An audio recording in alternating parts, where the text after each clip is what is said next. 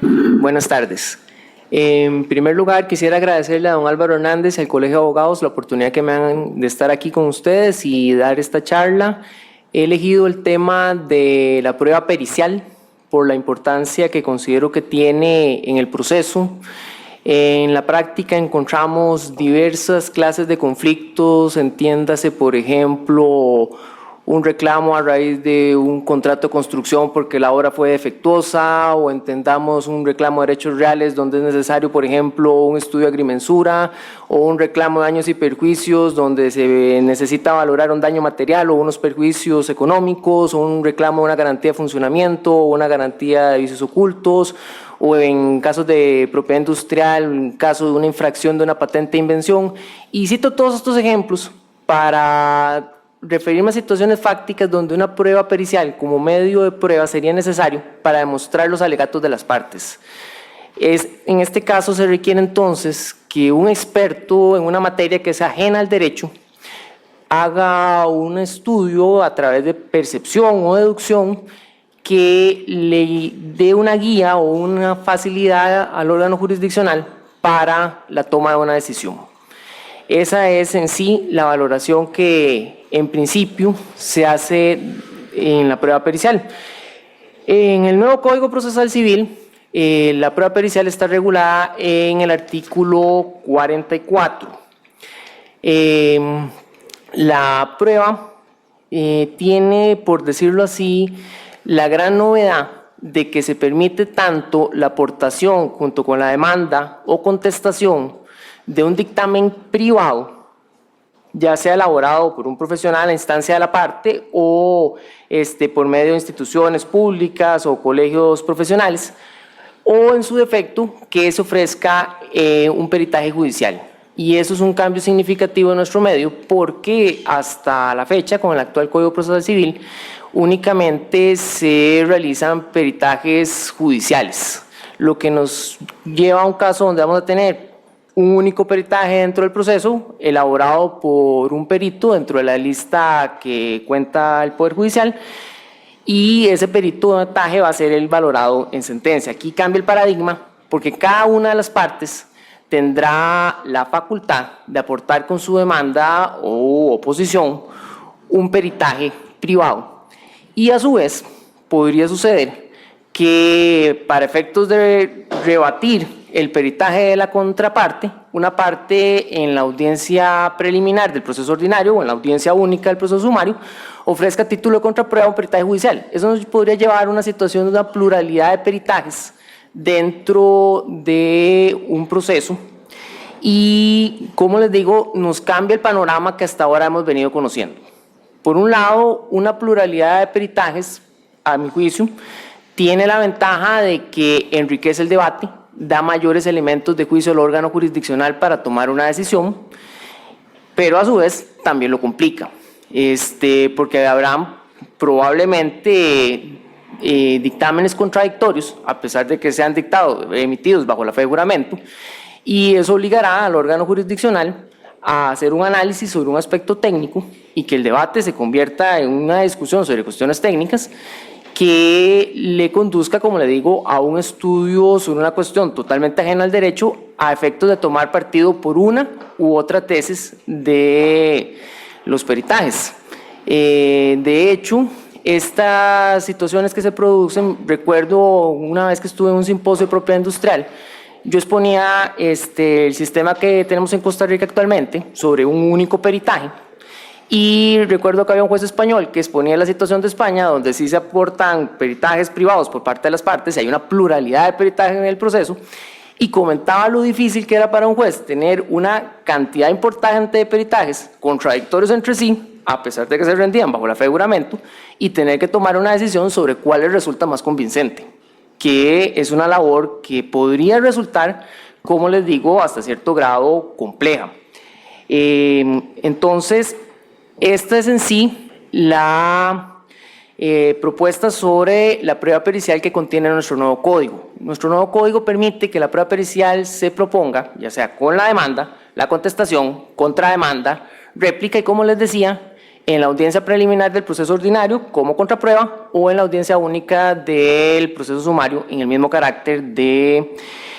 contraprueba. Aquí hay un aspecto muy importante a la hora de proponer un peritaje, entendamos aquí el peritaje judicial.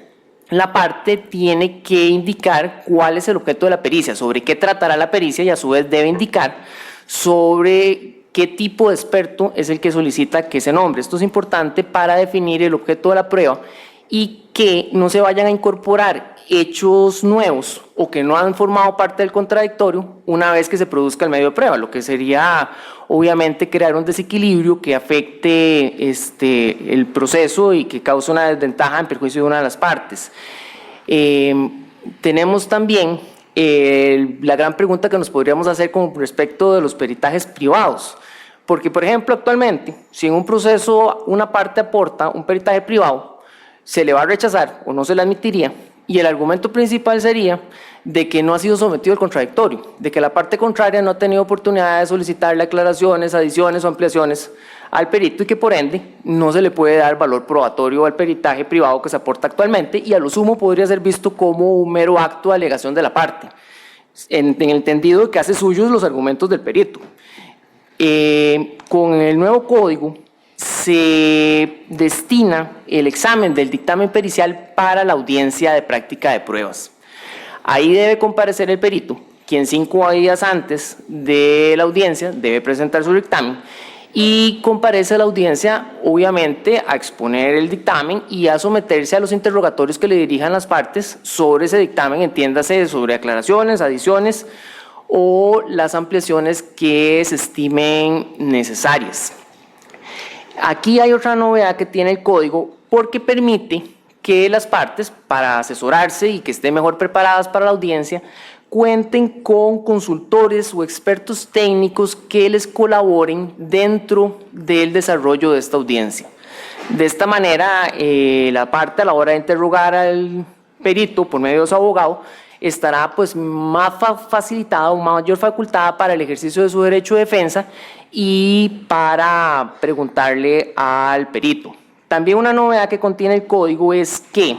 de oficio o a instancia de parte se puede solicitar dictámenes o informes a universidades, institutos, academias, colegios u otros órganos especializados, públicos o privados. Nuevamente aquí tendríamos un criterio técnico no emitido tal vez por un perito que proviene de una de las partes y que podría haber cierta desconfianza en el sentido de que una de las partes le pagó al perito y que tuvo una relación directa con el perito, sino que tal vez aquí viene el peritaje de un ente público,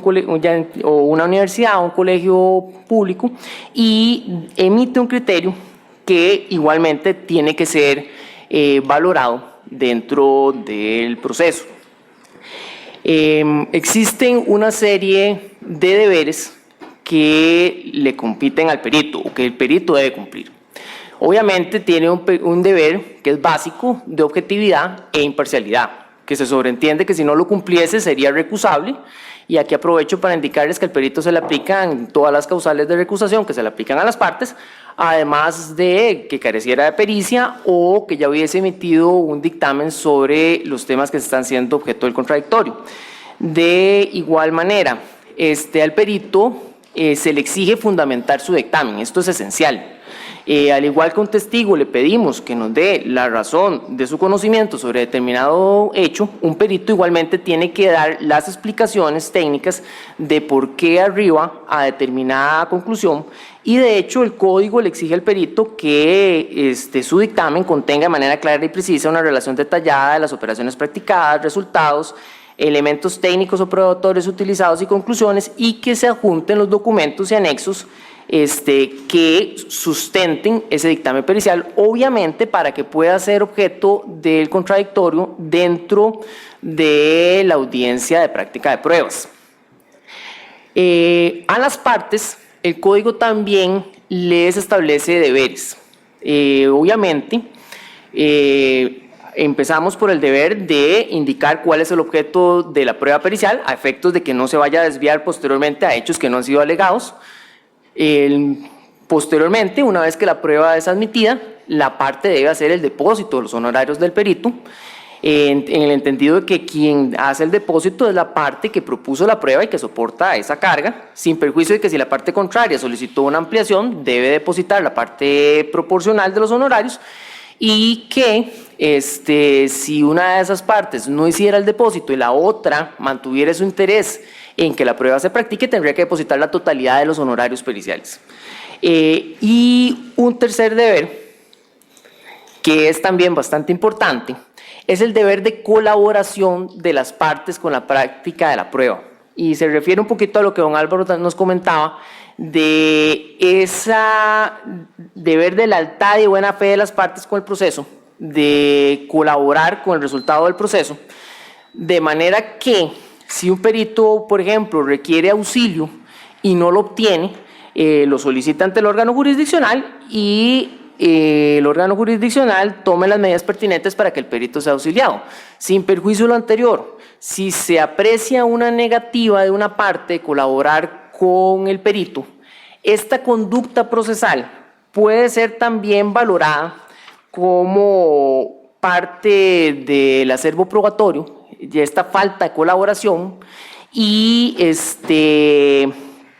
importante entonces para los efectos de la valoración conjunta que se hace en sentencia.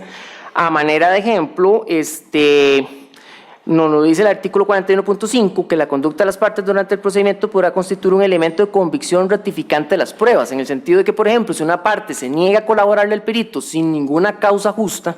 esa negativa de colaboración podría ser tomada en cuenta en la sentencia como un elemento más que ratifique la teoría del caso de la parte contraria. Vamos a ver. Tenemos también en el código el tema de la verificación de estados económicos, financieros y rendición de cuentas. Aquí ya previsto como una actividad de prueba anticipada antes del proceso, sea que solicite una parte de este tipo de pruebas que venga a darle una información relacionada con el ejercicio económico, ya entiéndase de una sociedad comercial o de una entidad en la cual tiene alguna participación. No obstante, el código exige como requisito que quien solicite esta prueba anticipada sea socio, cotista o copropietario o asociado respecto a la persona jurídica de la cual se alega ser parte, y cuando se trata de sociedades comerciales representa al menos el 10% del capital social o las cuotas en la misma proporción. Aquí entonces se establece una participación calificada en el capital social para poder acceder a esta prueba anticipada que dé alguna información relacionada con el ejercicio económico de una sociedad comercial. Ahora, como les decía, probablemente el tema que nos puede generar bastante dificultad con la prueba pericial va a ser su valoración ya en la etapa de sentencia. En el tanto tengamos peritajes contradictorios que nos obliguen a determinar cuál de esos peritajes resulte ser el más convincente. No sobra decir que ningún peritaje es vinculante para el órgano jurisdiccional. La función de un perito es auxiliar al órgano jurisdiccional, no suplantarlo, de manera que el juez o jueza se encuentra facultado para separarse del criterio de un perito, desde luego siempre que fundamente las razones por las cuales toma esa decisión apartándose del criterio del perito. No obstante, como les digo, aquí se nos puede presentar el tema de que tengamos una pluralidad de peritajes contradictorios entre sí que nos obliguen a tomar una decisión respecto de cuál de los peritajes es el que nos resulta más convincente sobre determinado punto que está siendo objeto de discusión. Podríamos tomar en cuenta o valorar algunos criterios de apreciación de la prueba. En principio, no debería dársele prioridad a la cantidad de peritajes en un sentido. A manera de ejemplo, si dos peritajes dan un criterio y un peritaje está en sentido opuesto, el hecho de que haya una mayor cantidad de peritajes en un sentido no significa que el criterio mayoritario sea el correcto, aunque el minoritario podría estar mejor fundamentado y tener una explicación más convincente y más lógica sobre lo que se está discutiendo. De igual modo, los atestados académicos de un perito no deberían ser el único criterio determinante para decidir que su criterio prevalece sobre el otro. De manera de ejemplo, si tenemos un perito que tiene una licenciatura y otro tiene un doctorado académico, no por el hecho de que un perito sea licenciado, ya su dictamen queda desvirtuado. Entonces, como les digo, aquí se da todo un tema de valoración y de debate entre las partes sobre aspectos de los peritajes donde podríamos tomar en cuenta o el análisis de la metodología que utilizó el perito para llegar a determinada conclusión, o donde se puede someter a criterios de lógica las conclusiones del perito en uno u otro sentido. Lógicamente también, si estamos haciendo una valoración de la prueba, pues de acuerdo con reglas de la sana crítica racional, que por lo menos en el nuevo código, ya en el epígrafe del artículo 41.5 no se utiliza el término, entenderíamos que se pueden tomar otros medios de prueba que sirvan para confirmar o desvirtuar el criterio que está dando un perito. De manera que ese análisis conjunto de los medios de prueba nos lleven a una conclusión sobre el punto que aquí está en discusión. También es importante mencionar que el código, además de la prueba pericial que tradicionalmente conocemos, también menciona el caso del testigo perito. Y aquí tal vez hay que hacer una distinción. Normalmente un perito viene a hacer una valoración a posteriori sobre hechos pretéritos y, como les digo, hace una labor perceptiva o deductiva para confirmar las alegaciones de una de las partes. El testigo perito más bien presencia los hechos y, además de presenciarlos en virtud de sus conocimientos técnicos o artísticos, puede emitir una opinión técnica sobre tales hechos y el código le permite expresamente que la dé. Actualmente el código no regula la figura del testigo perito, en la práctica considero que se ha admitido. El código actual, el nuevo, viene con esta innovación que es bastante positiva y, como les digo, que también con el tema de la prueba pericial, que viene a ser tal vez una prueba que pueda resultar más polémica, de mayor discusión, mayor debate, por las contradicciones que podrían haber entre los peritajes que aportan las partes, que, como les digo, aunque exista el deber del perito de emitir su dictamen bajo la fe de juramento, eso no nos garantiza que no tengamos peritajes contradictorios sobre puntos que no deberían discrepar, máximo en temas de ciencias que se supone son exactas. Entonces, esto es un tema, como les digo, creo que es de bastante interés, que vale la pena ponerle atención, y es en general lo que les puedo decir sobre la prueba pericial. Muchas gracias por su atención.